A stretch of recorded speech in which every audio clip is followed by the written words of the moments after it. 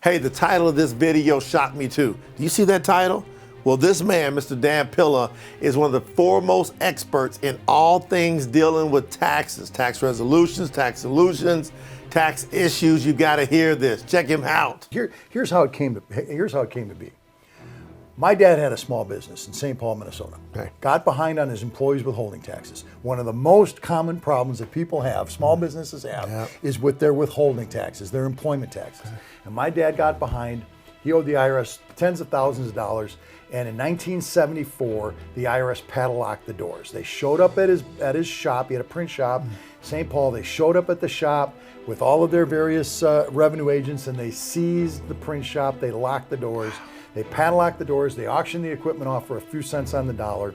And then later on, they turned their attention to our family home. In 1978, 1979, they actually tried to seize our family home.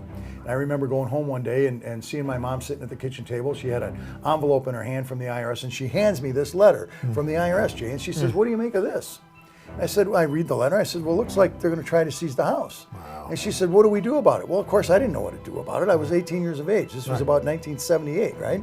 I'm 18 years old, 19 years old. And so what I did, though, I took the letter, I read the letter, and I thought, well, let's see what we can do about this. My dad was out of the scene by this time. Okay.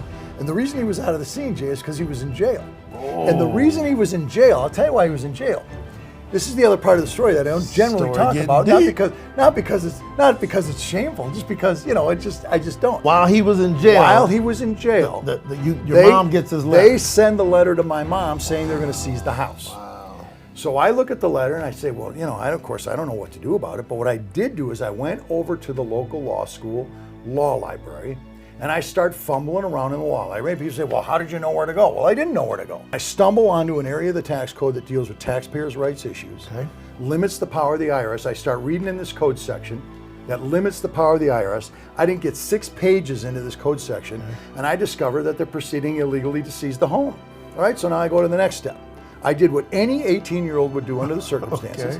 I sued the IRS. So I filed this lawsuit. And about 3-4 months later, I find myself in a federal courtroom. And he pointed at me and he said, he's right. And he slammed the gavel. I thought, well, this is easy. What's the big deal? The IRS can do anything it wants. Wow. It took me 5 minutes to stop. What did you think when you heard the gavel point and said he's right? What did you think? I thought, well, of course I'm right. You believed it? Of course I believed it from the start. I didn't know, Jay, that you couldn't stop the IRS. Oh, that's big. Don't you want the conclusion of this story?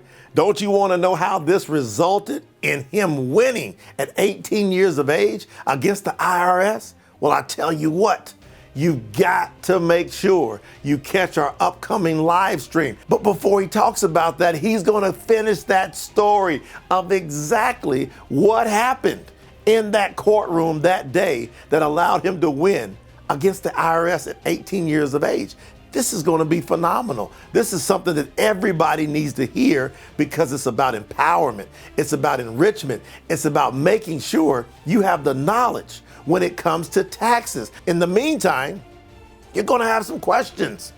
Guess what? We've got a forum to where you can submit your questions about any tax issue, any tax problems. If you don't want to have problems, what kind of questions do you have? Get over to PillaTaxAcademy.com/questions. And during these live streams, Mr. Pilla will be answering some of these key questions that are going to help all kinds of people. We're talking about hundreds of millions of people in the United States of America. How many people have to pay taxes?